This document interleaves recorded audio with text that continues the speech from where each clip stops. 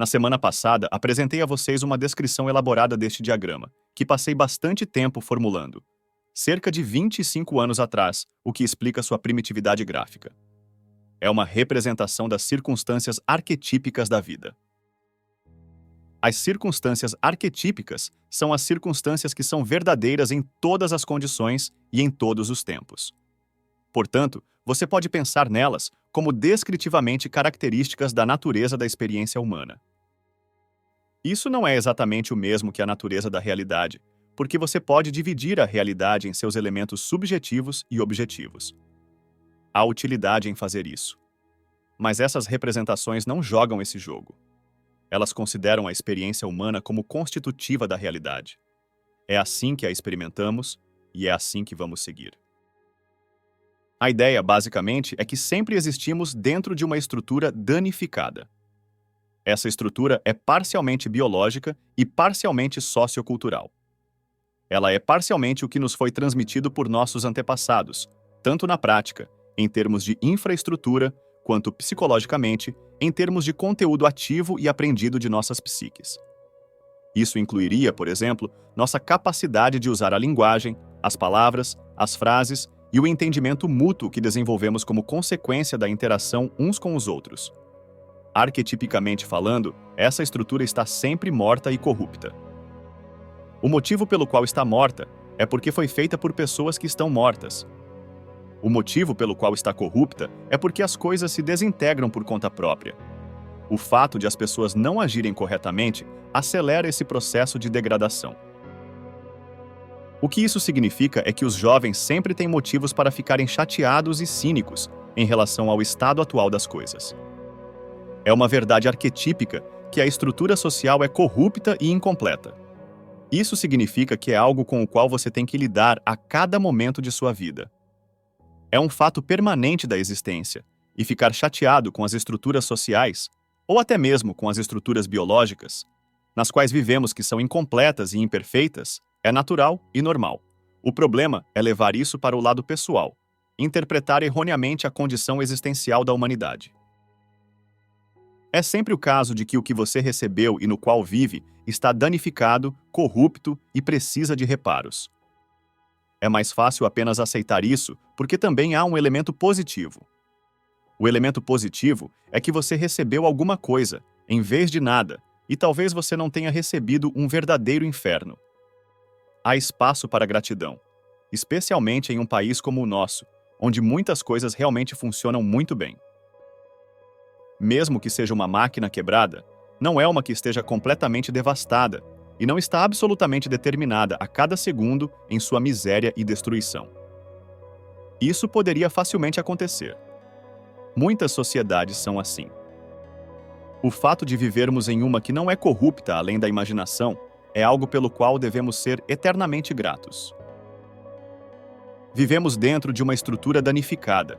Também somos responsáveis por esse dano, porque não fazemos tudo o que podemos para constantemente repará-la. As pessoas perguntam: qual é o significado da vida? O que elas realmente querem saber é: qual é o significado positivo da vida? Porque, como já discutimos, os significados negativos da vida são mais ou menos autoevidentes. O significado positivo da vida está em observar o estado de falta de reparo da cidade em que você habita, e em seguida sair para fazer algo a respeito, reparar as brechas, consertar as paredes e tornar a estrutura em que você habita tão segura e produtiva quanto possível. Não faltam oportunidades para fazer isso. Você pode fazer isso em sua própria mente. Você pode fazer isso em seu próprio quarto. Você pode fazer isso em sua própria casa. Você pode fazer isso em sua própria comunidade local. Talvez, se você se tornar bom em fazer isso em todos esses níveis, você possa começar a olhar além disso. Há desafios. O que é interessante sobre essa estrutura insuficiente é que ela tem uma série de desafios embutidos, devido à sua insuficiência e talvez até por sua natureza corrupta. Ela convoca a resposta potencial de uma aventura heróica.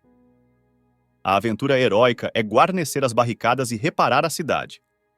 Você sempre pode fazer isso, não importa quais sejam suas circunstâncias pessoais. Sempre há algo que não está certo perto de você, que não está correto ou bem estabelecido, que você poderia simplesmente consertar, se quiser. Uma das coisas sobre as quais vamos falar esta noite é a ideia de que, se você adotar uma atitude assim, a regra que você deve seguir é tornar as coisas melhores, onde quer que esteja, da maneira que puder. O que realmente aconteceria é que as coisas ficariam melhores, onde quer que você esteja, de todas as maneiras. Como espécie, podemos dizer, ou até mesmo como indivíduos singulares, raramente exploramos isso. Não é algo que seja frequentemente proposto como uma ideia. Isso é bastante surpreendente para mim. Tive uma experiência interessante outro dia. Fui a um restaurante. O garçom me levou até a mesa. Ele disse que estava assistindo às minhas palestras. Essa é uma experiência muito comum. Ele disse que havia sido promovido 2 vezes nos últimos 4 meses por assistir às minhas palestras. Eu realmente achei essa uma experiência marcante. Você pode dizer, ele está trabalhando como garçom, e não há nada de particularmente heróico nisso. Discordo, porque não importa onde você esteja. Você pode fazer um excelente trabalho. Quero dizer isso literalmente. Você pode pegar qualquer trabalho que tenha e torná-lo um pequeno pedaço de absoluta miséria. Ou você pode agir como um ser humano civilizado e perceber que, não importa onde esteja, há uma riqueza e uma complexidade completamente inexaurível bem à mão. E então você pode levar isso a sério. Você pode dizer, no momento, sou um garçom. Talvez isso não seja o que eu esperava, e ele é um cara jovem, e talvez não seja onde quero terminar, mas é um bom começo. É um ambiente onde posso aprender, e eu posso torná-lo muito melhor se eu quiser. Posso me dar bem com meus colegas de trabalho e não fofocar pelas costas deles. Posso tratar meus clientes adequadamente, e se uma oportunidade aparecer no meu caminho, posso aproveitá-la e ver o que acontece. Ele disse que foi isso que ele começou a fazer. As coisas estavam indo muito melhores para ele. Ele estava em um trabalho muito melhor do que estava há 3 meses. É uma boa trajetória. É uma trajetória ascendente. Isso é o que você quer. Uma trajetória ascendente é, na verdade, melhor do que estar em um bom lugar, na minha opinião. Uma das coisas que realmente torna a sua vida significativa é a clara percepção de que você está indo para um lugar melhor do que onde está agora. E é ainda melhor se você também entender que há uma relação causal direta entre as coisas que está fazendo e a inclinação íngreme dessa trajetória. Recebo muitas cartas de pessoas assim. São frequentemente homens jovens, embora nem sempre. Eles dizem: estou ouvindo essas palestras e decidi que vou tentar assumir a responsabilidade pela minha vida. Comecei a parar de fazer todas as coisas estúpidas que sei que são estúpidas e que não deveria fazer. Comecei a fazer algumas das coisas que não são estúpidas e sei que deveria fazer. Parece bem óbvio, na verdade, se você pensar a respeito. Mas, por mais óbvio que seja, isso não é necessariamente o que as pessoas fazem. E então eles escrevem e dizem: você não pode imaginar a diferença que isso faz. Eles estão entusiasmados, e eu também estou entusiasmado. Realmente não experimento nada melhor do que uma carta assim ou uma mensagem assim. É tão bom ver coisas que não são tão boas sendo substituídas por algo melhor. Eu realmente acredito que é uma questão em aberto. Até que ponto poderíamos melhorar as coisas se fosse isso que realmente pretendêssemos fazer? Em algumas das histórias que já cobrimos, a história de Caim e Abel em particular, há realmente uma análise desse problema, que é tão notável. Ela ocorre tão cedo neste documento. É uma história tão fundamental. Basicamente, ela diz que existem 2 modos de ser no mundo. Um em que você assume a responsabilidade por agir corretamente e faz os sacrifícios necessários para isso. Então, tudo florescerá adequadamente. O outro é um caminho de ressentimento, amargura, rejeição, assassinato e genocídio. E isso parece óbvio para mim. Carl Jung uma vez disse que as pessoas modernas não veem Deus porque não olham para baixo o suficiente. É uma frase que eu realmente gosto. As pessoas menosprezam as oportunidades que estão bem na frente delas. Não há motivo para fazer isso. O que está bem na sua frente é a majestade do ser. É inexaurivelmente complexo e cheio de potencial. Não há motivo para supor que onde quer que você esteja não seja um bom ponto de partida. Eu sei que algumas pessoas têm vidas terríveis, estão em situações absolutamente insuportáveis. Mas também sei que até mesmo situações assim podem ser muito pioradas pela pior atitude. Você está em uma estrutura danificada. Você é uma estrutura danificada. Mas pelo menos tem algumas paredes.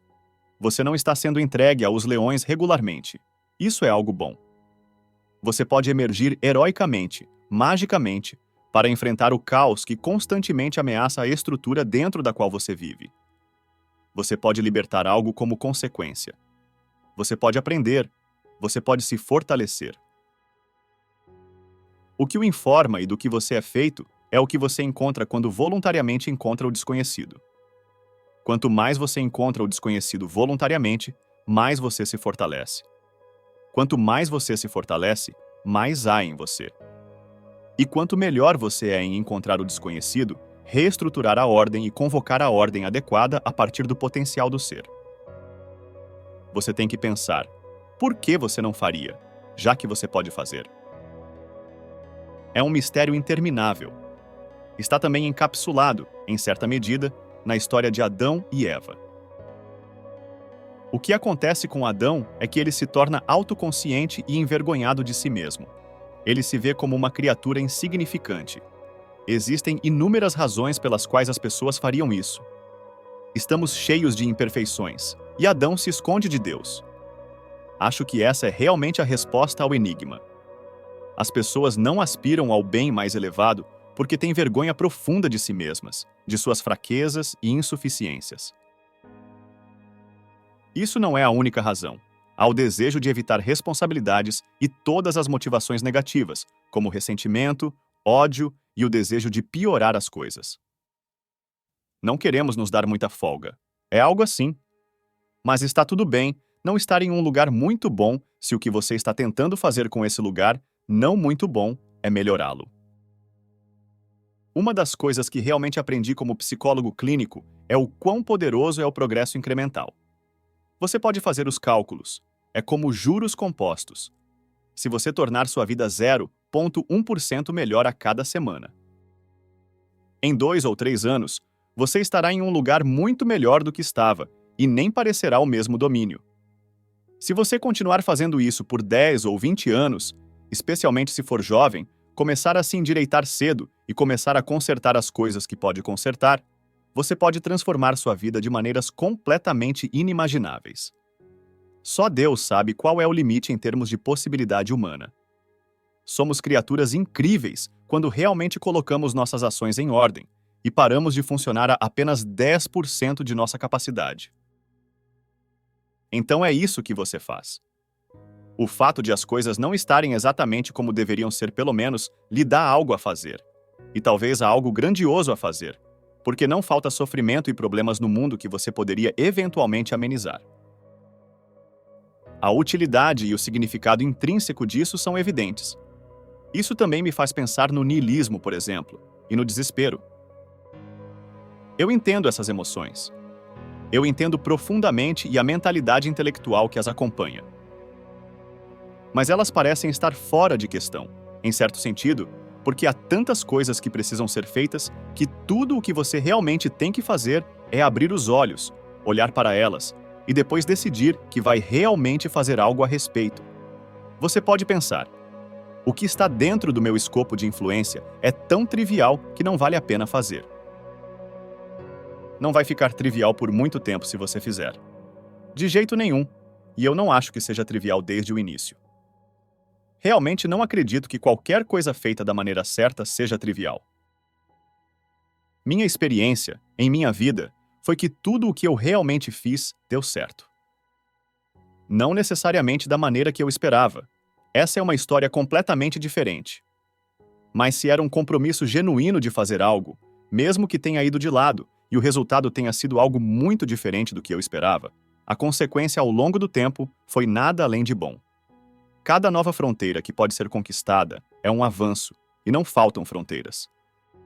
Estamos cercados pelo desconhecido. Estamos cercados por nossa própria ignorância. podemos continuar nos movendo para o domínio do caos, ou podemos reestruturar a ordem patológica. Esse é o segredo para um ser adequado. Então, você se depara com o caos e pode considerar a si mesmo como o tipo de entidade que, apesar de sua insuficiência, tem a capacidade de conquistar o caos, apesar do perigo. O fato de você ser frágil é, na verdade, uma condição prévia para seu heroísmo. Se você não fosse frágil, não haveria nada de heróico em fazer algo difícil. Se você não pudesse ser machucado, danificado, derrotado ou acabar em fracasso, onde está a coragem moral na empreitada? Deve ser que a fragilidade está incorporada à coragem. Não é uma razão para não se envolver, de forma alguma. Na verdade, é o oposto. Então, o que você faz? Você reconstrói a cidade e talvez do jeito que você a quer, para que seja funcional, eficiente e bonita, de modo que as pessoas possam prosperar de uma maneira que as faça sentir que a catástrofe insuportável de existir vale a pena pela experiência. É isso que você está buscando. Não é uma impossibilidade.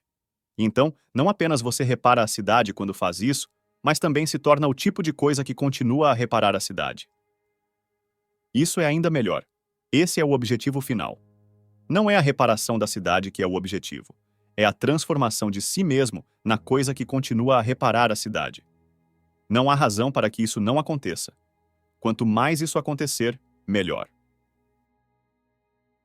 Há uma corrente subjacente na história do dilúvio. E isso é o fato de que a cidade pode se corromper. E isso ocorre porque as pessoas não se envolvem em empreendimentos heróicos. Ou talvez porque se envolvem precisamente no oposto, que é um comportamento destrutivo. Isso também é algo que vale a pena considerar. Se você considerar sua própria maneira de ser, pode dizer coisas às pessoas, como diga a verdade e seja bom. Essas são frases feitas, obviamente, e, portanto, carecem de poder. Mas você pode desmontá-las e usá-las de uma maneira que deixe de ser uma frase feita. Você faz isso sendo mais humilde em relação a elas. Talvez você não possa dizer a verdade porque não sabe o que é a verdade. Mas uma coisa que você pode fazer é parar de dizer coisas que você sabe que não são verdadeiras. Você pode dizer: como sei que não são verdadeiras? Você precisa de uma elaboração completa de uma filosofia da verdade para responder a essa pergunta. Não vamos nos preocupar com essa pergunta, porque no momento está fora de questão. Esse não é o problema. O problema é que há momentos em sua vida em que você sabe que o que está dizendo não é verdade. É uma farsa, manipulação. É uma mentira de algum tipo, e você está usando isso para manipular outra pessoa ou o mundo. Você também está completamente possuído pela ideia de que pode sair impune disso. Há uma arrogância satânica nisso. Na verdade, essa é a arrogância arquetípica retratada no personagem mitológico de Satanás. Satanás é precisamente o arquétipo do elemento da mente que acredita que pode torcer e dobrar a estrutura da realidade sem pagar o preço. Você não pode imaginar nada mais arrogante. Você realmente acha que pode torcer a estrutura da realidade? E que isso vai funcionar para você sem que ela se volte contra você? É tão óbvio que isso não pode funcionar e todos sabem disso. De qualquer forma, voltando ao ponto inicial. Você sabe, pelas regras do jogo que você mesmo está jogando, que às vezes está violando as regras do jogo que escolheu jogar. O primeiro passo em relação a, digamos, dizer a verdade ou se comportar de maneira responsável seria simplesmente parar de trapacear no jogo que escolheu jogar. Isso é um bom começo. Isso endireitará sua vida. Como é que o dilúvio se relaciona com isso? Vivemos em uma estrutura corrupta e somos corruptos como indivíduos. Parte dessa corrupção é apenas acaso.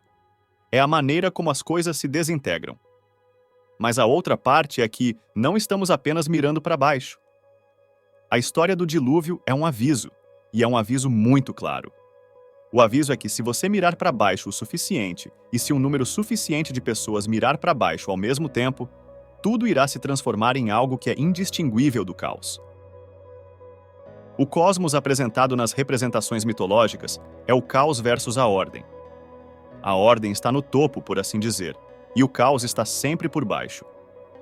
O caos pode irromper, ou a ordem pode desmoronar, e você pode cair no caos. Esse caos é um potencial entrelaçado. A maneira como você destrói a ordem e permite que o caos se eleve novamente, que é exatamente como é retratado na história do dilúvio, é habitando o cadáver de seu pai e se alimentando dos restos, sem gratidão e sem tentativa de repor o que você está tirando. Esse é um motivo mitológico. O aviso na história do dilúvio é: não faça isso por muito tempo, porque acontecerão coisas que são tão terríveis que você não pode nem imaginar. Isso acontecerá com você pessoalmente. Acontecerá com sua família. Acontecerá com sua comunidade. E aconteceu com as pessoas repetidamente ao longo da história. É logo após a história de Caim e Abel que você vê o mal entrar no mundo. Na história de Adão e Eva, juntamente com a autoconsciência, o mal ali é o conhecimento do bem e do mal. Essa é a capacidade de ferir conscientemente outras pessoas. Instantaneamente, Caim leva isso ao extremo absoluto. Ele utiliza essa capacidade para destruir o que mais ama. Ele chega o mais perto que um ser humano pode chegar de destruir o ideal divino. Seu irmão é Abel, e Abel é favorecido por Deus. Caim o destrói. Caim diz a Deus no final desse episódio que seu castigo é mais do que ele pode suportar. Acho que a razão para isso é: onde você vai quando destrói seu próprio ideal? O que sobra para você? Não há para onde ir. Não há para onde subir. E quando não há para onde subir, há muito para baixo. Há uma ideia que foi colocada muito bem no Paraíso Perdido de Milton, quando ele estava descrevendo, de uma perspectiva psicológica, essencialmente o que é o inferno. Você está no inferno na medida em que está distante do bem. Isso pode ser uma boa maneira de pensar. Se você destruir seu próprio ideal, o que você faz com ciúmes, ressentimento e o desejo de derrubar pessoas que você gostaria de ser, então você acaba em uma situação indistinguível do inferno. A forma como a história bíblica se desenrola é Caim e depois o dilúvio. Caim adota esse modo de ser que é antiético. Ele faz isso sabendo muito bem o que está fazendo. A consequência, à medida que se propaga por toda a estrutura social, é que Deus se afasta e diz: isso tudo ficou tão ruim que a única coisa que podemos fazer é destruir tudo. Isso não é brincadeira. É exatamente assim que as coisas funcionam. Uma das coisas extraordinariamente aterrorizantes sobre essa sequência de histórias, e acredito que isso seja verdade. Acho que percebi isso independentemente de qualquer análise que eu estava fazendo de histórias mitológicas. Eu olhei para o que aconteceu em lugares como a União Soviética, a China maoísta e a Alemanha nazista. Os observadores dessas sociedades, as pessoas que estavam mais interessadas em como essas catástrofes absolutas aconteceram, disseram a mesma coisa. Isso estava enraizado na degeneração dos indivíduos que compunham a sociedade. Você ouve dizer que as pessoas estavam seguindo ordens. Essa explicação não se sustenta. Você ouve dizer que você seria punido se resistisse. Havia alguma verdade nisso, mas de longe não tanto quanto as pessoas podem pensar, especialmente no início do processo. Era mais que as pessoas decidiam, cada uma delas, fechar os olhos para as catástrofes e participar das mentiras. Isso distorceu sociedades inteiras, e elas se encaminharam para algo o mais próximo possível do inferno. Uma das coisas tão assustadoras sobre as histórias em Gênesis é que elas dizem algo muito claro. Sua degeneração moral contribui de maneira não pequena para a degeneração de todo o cosmos. Você acha que as pessoas trocariam um pouco de niilismo para não terem que enfrentar essa realização específica? Acho que as pessoas fazem isso o tempo todo. É um fardo terrível de se perceber. Mas estamos interligados. Essa é a vulnerabilidade associada à nossa intensa capacidade de se comunicar. É certamente possível que as ondulações de nossas ações individuais tenham consequências que vão muito além dos limites de nossa consciência imediata. Acredito que as pessoas sabem disso. Elas sabem disso da maneira como as pessoas sabem coisas quando não querem saber, o que significa que elas sabem disso de forma incorporada. Elas podem sentir, elas podem perceber. Elas têm uma resposta emocional a isso, mas não há como permitir que seja articulada, porque não querem saber. Quando você se sente culpado e envergonhado pelas coisas que fez ou deixou de fazer, sei que isso pode sair do controle também. Muitas vezes é porque há uma parte pequena e torta em você que está mirando no pior resultado possível. Uma das coisas que Jung disse sobre a Shadow, a famosa ideia de Jung de que todo mundo tem um lado sombrio e que esse lado sombrio precisa ser incorporado e conscientizado, foi que a sombra do ser humano chega até o inferno. Isso é o que é tão interessante em ler Carl Jung. Ele realmente quer dizer o que diz. Não é uma metáfora. A parte de você que está distorcida contra o ser positivo está alinhada com a parte do cosmos consciente, que visa tornar tudo o mais terrível possível. É um choque terrível perceber isso. É em parte por isso que as pessoas não percebem. É algo que as pessoas mantêm distância. É o mesmo que se reconhecer como um guarda de campo de concentração nazista, o que é um exercício muito útil. Não há absolutamente nenhuma razão pela qual você não poderia ter sido ou ainda poder ser um. E se você pensa o contrário, há ainda mais razão para assumir que você não seria incapaz de resistir à tentação, se ela de fato lhe fosse oferecida. E se você não acha que é uma tentação, então há muito sobre os seres humanos que você nem sequer sabe, que você nem está no jogo. Se não fosse uma tentação, as pessoas não o teriam feito. Muitas pessoas fizeram. Então as coisas ficam sérias no Gênesis muito rapidamente. A profundidade da história é máxima, arquetípica. Isso fica tão sério quanto pode ficar. A história de Noé e o dilúvio começa de maneira fragmentada. Acredito que essas passagens fazem parte de uma história mais longa da qual temos apenas pedaços, e também que fazem parte de mais de uma história. E aconteceu que quando os homens começaram a multiplicar-se sobre a face da terra, e filhas nasceram-lhes, viram os filhos de Deus que as filhas dos homens eram formosas, e tomaram para si mulheres de todas as que escolheram. Há duas maneiras de olhar para o passado. Você pode ver isso na paisagem política em que habitamos.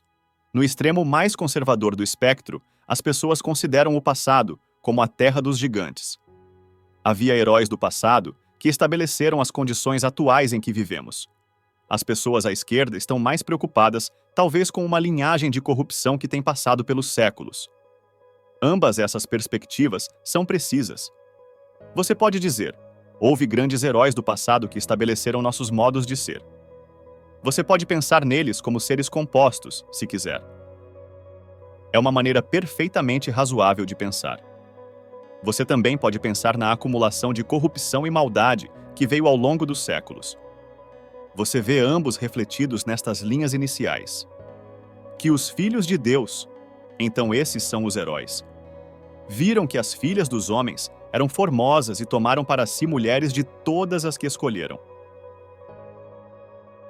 E disse o Senhor, o meu espírito não agirá para sempre no homem, porque ele também é carne, porém os seus dias serão 120 anos. Eu olhei para várias interpretações dessa linha, porque não parece seguir tão claramente da linha anterior. O que exatamente isso significa não é óbvio. A primeira linha fala dos heróis do passado. A segunda linha diz, espere um segundo, há algo de corrupto no modo do ser humano. Uma das consequências, do ponto de vista de Deus, é que existem condições sob as quais o impulso divino em direção ao bem o abandonará por causa do que você fez. A consideração secundária aqui é que, talvez, devido à degeneração das pessoas, não é tão óbvio que nossas vidas sejam limitadas, que o espírito que nos habita o fará apenas por um tempo limitado. Isso está, de certa forma, entrelaçado com a ideia da culpabilidade moral humana. Isso é colocado contra a noção dos gigantes do passado. E então a narrativa volta à ideia dos gigantes e lê. Na terra, havia gigantes naqueles dias. E também depois disso, quando os filhos de Deus vieram às filhas dos homens, e elas lhes deram filhos, eles se tornaram homens poderosos dos tempos antigos, homens de renome. Este é o fim dessa sequência de fragmentos. Está muito fragmentado, mas você pode ver uma narrativa dupla por baixo. Uma das narrativas é que há um tipo de corrupção, à espreita, apesar da natureza dos gigantes do passado, que faria com que Deus retivesse sua graça e permitisse que os homens se deteriorassem. Isso prepara o cenário para Noé e o dilúvio. E Deus viu que a maldade do homem era grande na terra e que toda a imaginação dos pensamentos de seu coração era apenas má continuamente. Uma das coisas que eu realmente não gostava de ir à igreja quando era criança, eu ia a uma igreja bastante moderada. Era a Igreja Unida, que mal pode ser chamada de igreja agora. Uma das coisas que não gostava era o constante sermão do ministério sobre a natureza pecaminosa dos seres humanos. Isso não me parecia correto, em parte porque eu realmente não entendia o que isso significava, e em parte porque parecia um tipo de autoflagelação de forma não atraente. Não sei se existe uma forma atraente de se autoflagelar. Havia algo que parecia falso, que eu não gostava. Pensei mais sobre isso nos anos seguintes. Comecei a entender que havia alguma utilidade real em pedir às pessoas que mantenham o mal que estão fazendo claro e consciente no centro de sua imaginação. Acho que mencionei para vocês na semana passada esse pequeno episódio que conhecemos da cultura mesopotâmica, em torno do imperador e do festival de Ano Novo. Eles levavam o imperador para fora da cidade murada e o despojavam de suas vestes, para que ele fosse reduzido a um simples homem. E então eles o humilhavam ritualmente e perguntavam como era que, ao longo do último ano, ele não era uma encarnação espetacular de Marduk. Marduk era a divindade mesopotâmica que criava ordem a partir do caos essencialmente. O imperador deveria sentar e pensar: ok, sou o imperador. Deveria estar fazendo um bom trabalho. Talvez até um trabalho ótimo. Mas provavelmente estou ficando aquém de várias maneiras. E isso realmente é importante, já que estou comandando todo o espetáculo. Devo estar muito consciente de como estou falhando em viver de acordo com o ideal.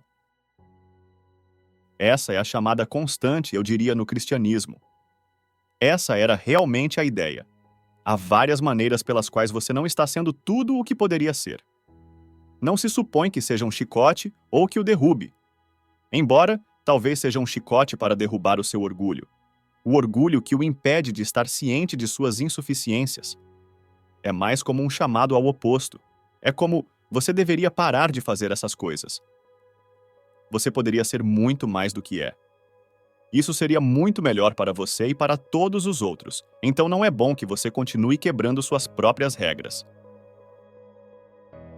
Como eu disse, poderíamos começar este jogo assumindo que você deve pelo menos jogar o jogo que está jogando de maneira honesta. E é o caso de que, se você se observar, é uma coisa assustadora de fazer, mas se você se observar, verá que mente muito.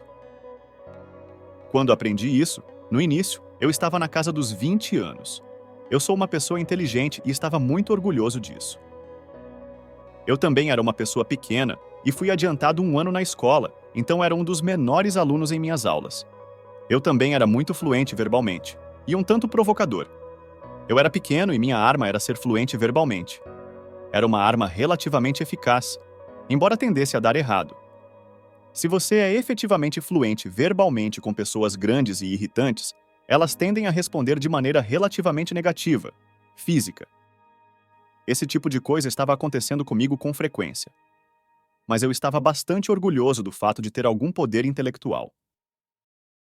Foi então, na minha casa dos 20 anos, que aprendi sobre o perigo disso. Comecei a ler Paraíso Perdido de Milton. Comecei a entender o perigo do intelecto. O perigo do intelecto, pelo que posso ver, é que ele tende para o orgulho e a arrogância. Também tende a se apaixonar por suas próprias produções. Em Paraíso Perdido, isso é Lúcifer. Lúcifer é o intelecto que se apaixona por suas próprias produções e presume que não há nada fora do que ele pensa. Essa é a mentalidade totalitária. Temos um sistema total e sabemos como tudo funciona. Vamos implementá-lo e isso trará o paraíso à Terra. Isso está associado à arrogância intelectual. Ao mesmo tempo, outra coisa estava acontecendo comigo. Eu estava percebendo minha arrogância intelectual e comecei a entender o que isso significava. Também comecei a entender que há muito mais na vida do que o intelecto. Muito mais. Eu fumava demais, bebia demais e pesava cerca de 58 quilos. Não estava em boa forma física. Tinha muitas coisas a melhorar quando fui para a pós-graduação para me colocar no lugar adequado. Ao mesmo tempo, Eu estava tentando entender por que as coisas tinham dado tão errado com o mundo, sua encapsulação na Guerra Fria, e que papel eu poderia estar desempenhando nisso, se é que tinha algum, e que papel cada um de nós estava desempenhando. Ao mesmo tempo, eu estava trabalhando em uma prisão. Trabalhei com um psicólogo maluco. Ele costumava colocar piadas em seus testes de múltipla escolha. Ele era um cara realmente excêntrico. Eu realmente gostava de seus cursos. Ele ensinava um curso sobre criatividade e também era psicólogo da prisão. Ele era um cara excêntrico.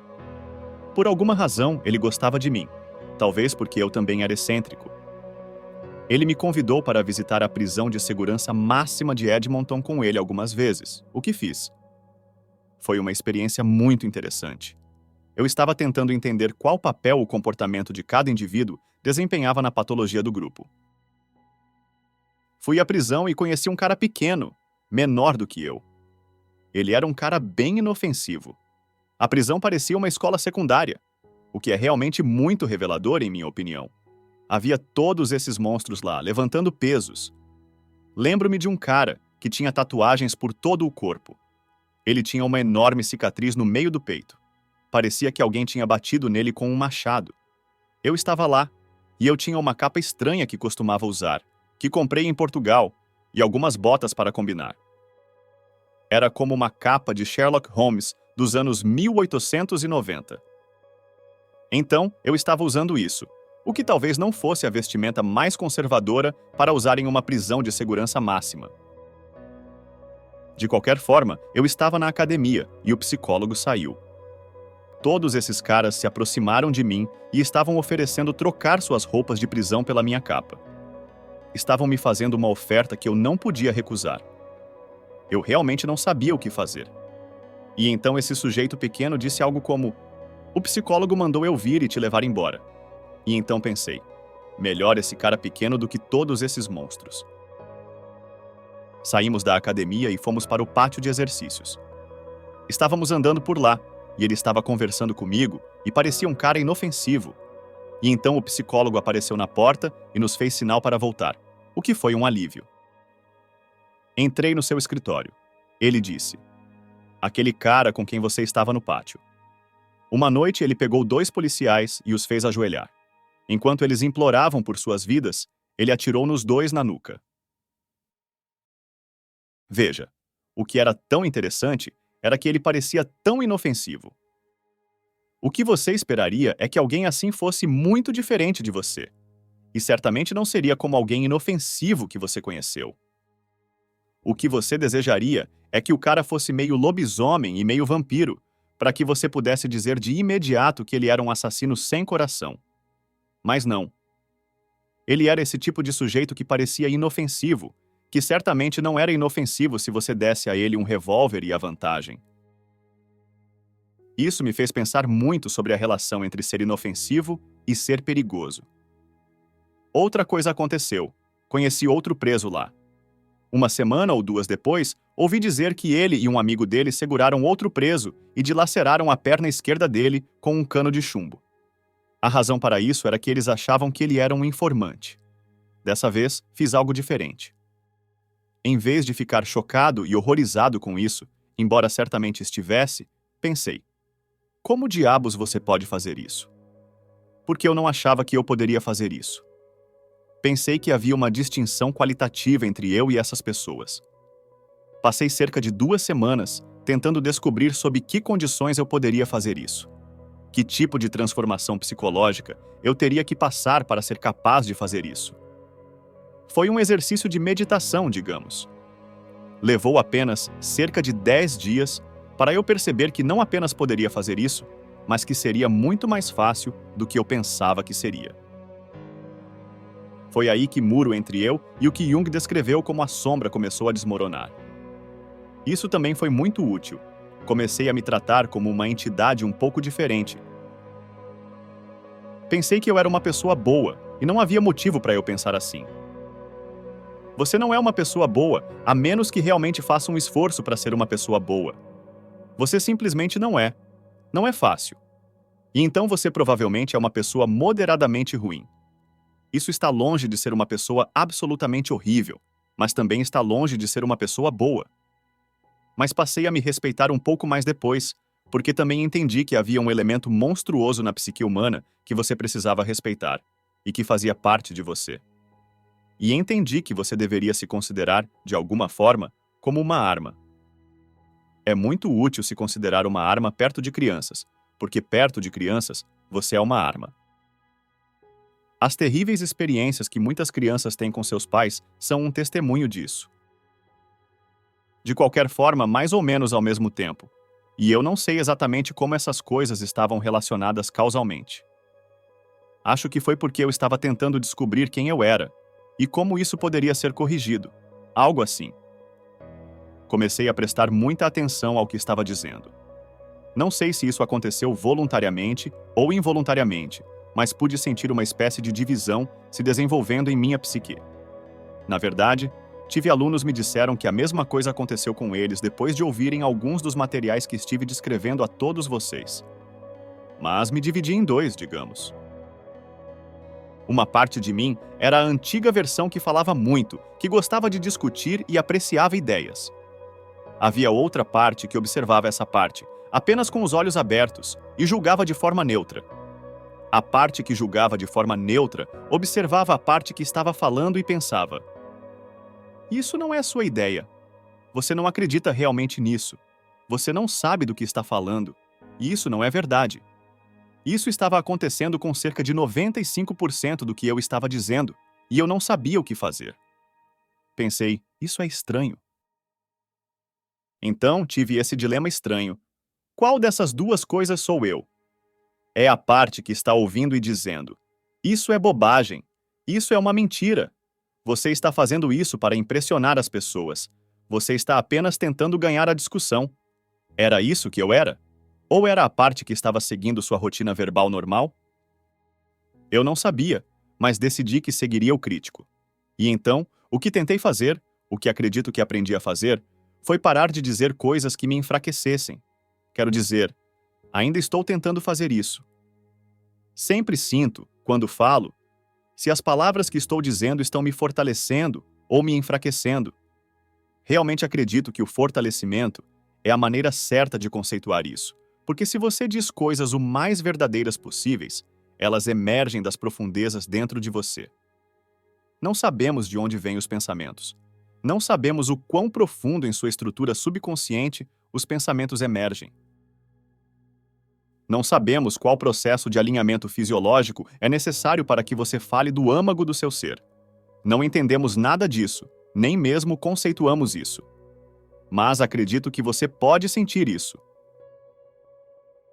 Aprendi parte disso lendo Carl Rogers, que foi um grande clínico. Ele falou sobre a saúde mental, em parte, como a coerência entre o espiritual, ou o abstrato, e o físico, de modo que as duas coisas estivessem alinhadas. Há muitas ideias de alinhamento no pensamento psicanalítico e clínico. De qualquer forma, decidi começar a praticar não dizer coisas que me tornariam fraco. O que aconteceu foi que tive que parar de dizer quase tudo o que estava dizendo, 95%. Isso foi um grande choque, ao longo de alguns meses. Perceber que você é principalmente lenha morta. É um choque. Você pode pensar, você realmente quer que tudo isso se queime? Não sobra nada além de uma pequena casca. 5% de você. Se esses 5% são sólidos, talvez seja exatamente isso que você deseja que aconteça. E Deus viu que a maldade do homem era grande na terra e que toda a imaginação dos pensamentos de seu coração era só maldade continuamente. É uma pergunta que vale a pena fazer. Exatamente quais são suas motivações? Talvez sejam mais puras do que as minhas, e isso é certamente possível. Não acho que seja naturalmente uma pessoa especialmente boa. Acho que tenho que trabalhar muito duro nisso. Não necessariamente acho que todos sejam assim. Mas algumas pessoas são piores do que isso, e todo mundo é assim, em algum grau. Vale a pena pensar até que ponto você está tentando causar problemas. Outra coisa a se pensar é que, se você não está fazendo algo importante em sua vida, de acordo com a sua própria definição, porque é você quem define as regras, pelo menos inicialmente, talvez você seja propenso a causar problemas apenas porque não tem algo melhor para fazer. Problemas são mais interessantes do que o tédio.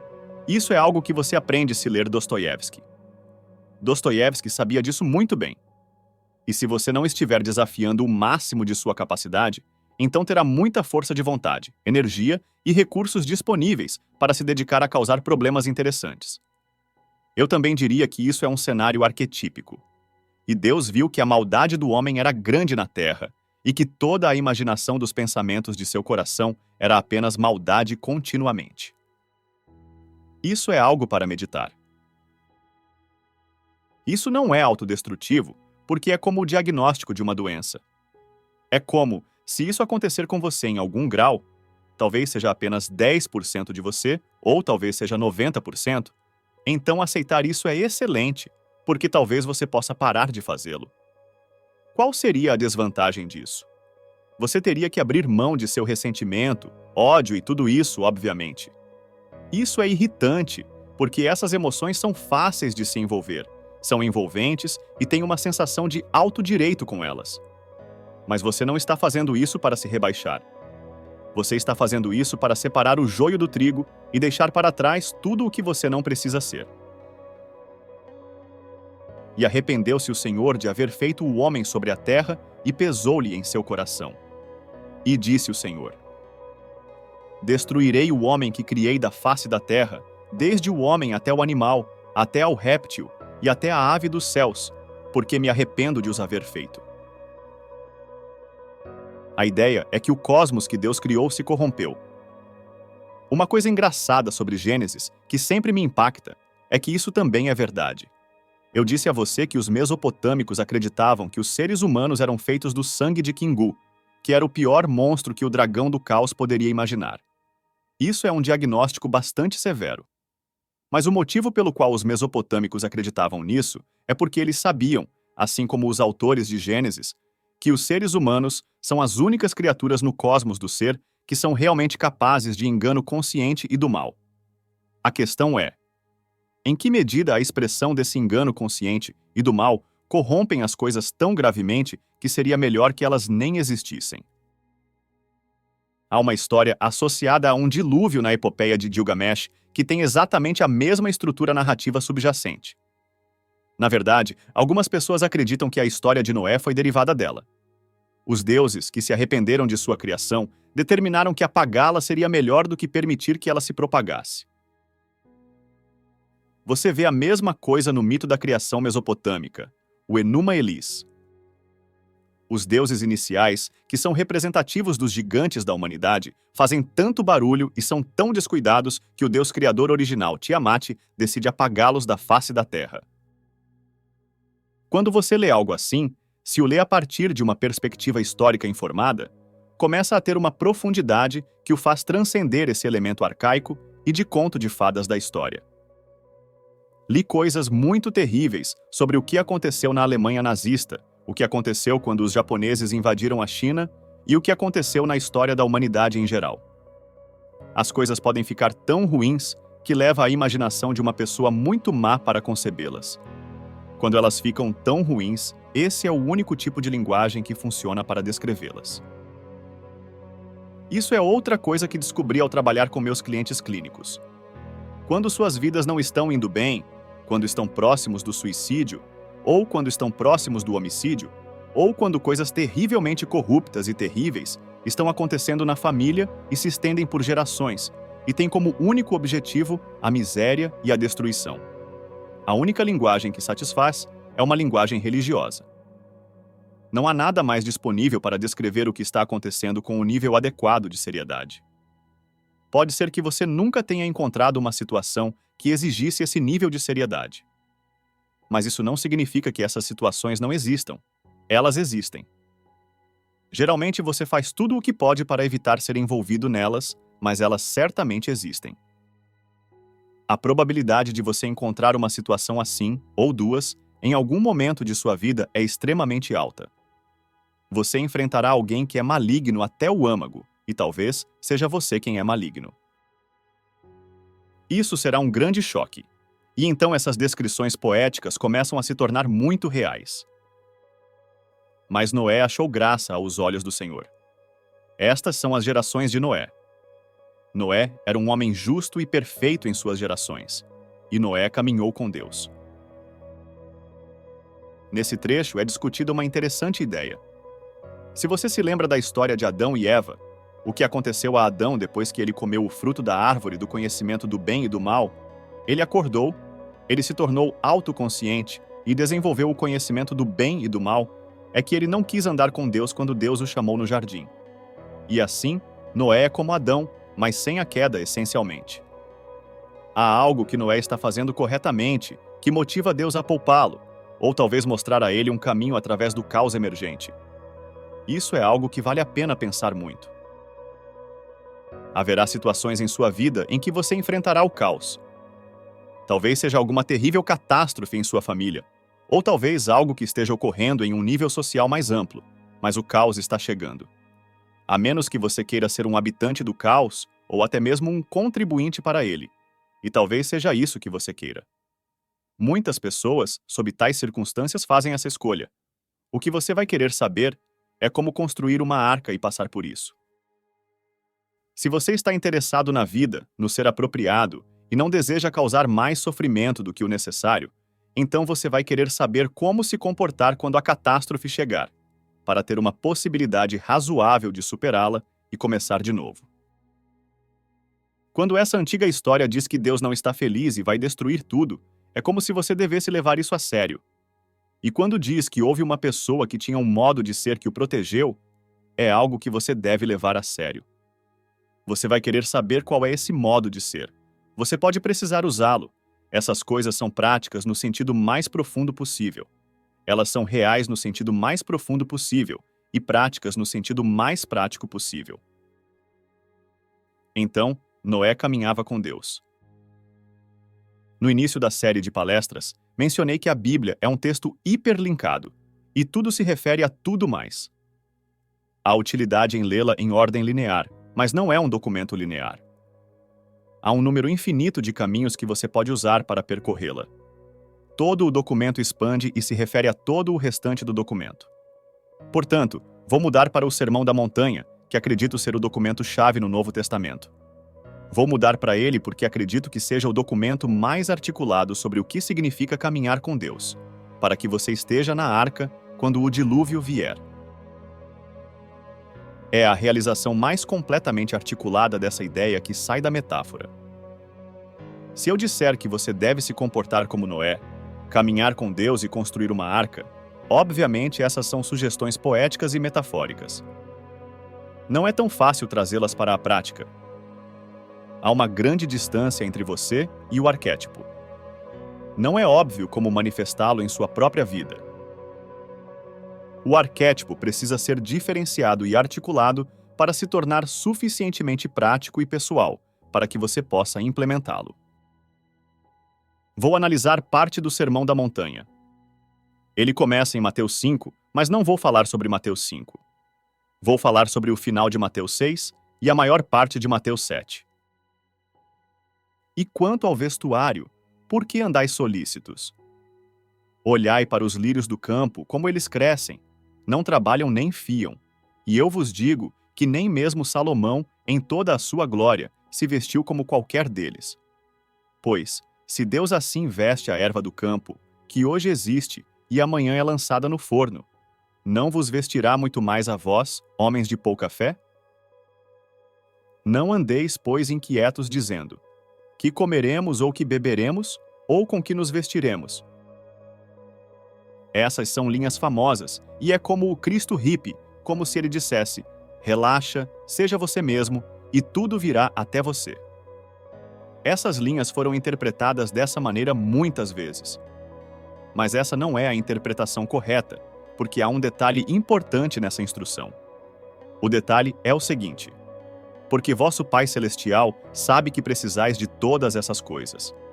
Buscai, pois, em primeiro lugar, o seu reino e a sua justiça, e todas estas coisas vos serão acrescentadas. Isso é muito diferente do pensamento hippie. Há uma ideia muito interessante aqui. é certamente uma das ideias mais profundas que já encontrei. A ideia é que, se você configurar sua vida de modo que o que você está realmente fazendo é buscar o bem mais elevado possível, as coisas de que você precisa para sobreviver e prosperar no dia a dia se entregarão a você. Isso é uma hipótese, e não é uma hipótese simples. O que isso basicamente diz é que, se você ousar fazer a coisa mais difícil que você pode conceber, sua vida funcionará melhor do que se fizer qualquer outra coisa. Como você vai descobrir se isso é verdade? É um salto de fé.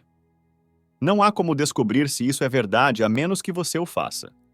Ninguém pode dizer a você também. Funcionar para outra pessoa não é prova de que funcionará para você. Você tem que se comprometer completamente com esse jogo. A ideia é: buscai, pois, em primeiro lugar, o seu reino e a sua justiça. Isso é uma precaução bastante importante quando se trata de não se preocupar com o que você vai comer ou vestir. O que isso essencialmente está dizendo é que esses problemas são triviais em comparação. A probabilidade, se você se manifestar adequadamente no mundo, de que essas coisas virão até você é extraordinariamente alta.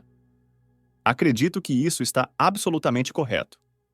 Tenho observado pessoas operando no mundo, e eu diria que não há uma maneira mais eficaz de operar no mundo do que conceituar o bem mais elevado que você pode e depois lutar para alcançá-lo. Não há um caminho mais prático para o tipo de sucesso que você poderia ter se realmente soubesse o que é o sucesso. Isso é o que esse sermão está tentando afirmar.